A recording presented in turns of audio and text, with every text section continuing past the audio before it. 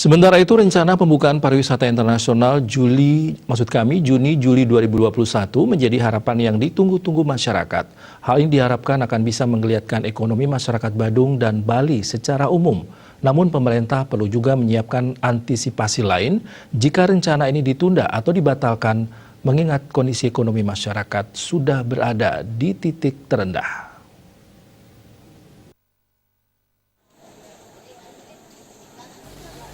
Tokoh masyarakat Jimbaran Made Subagiade mengatakan harus ada rencana lain apa yang dilakukan jika pembukaan ditunda atau tidak jadi dilakukan. Ini juga harus disampaikan ke masyarakat. Di sisi lain ia menyampaikan apresiasi langkah Pemka Badung dan Provinsi Bali yang terus gencar melakukan vaksinasi kepada masyarakat penyandang zona hijau. Setelah proses vaksinasi berjalan, perlu dipikirkan langkah lain dari pemerintah daerah dalam menyongsong rencana pembukaan pariwisata di bulan Juni-Juli 2021. Pemerintah jangan terlena dengan rencana pembukaan pariwisata internasional.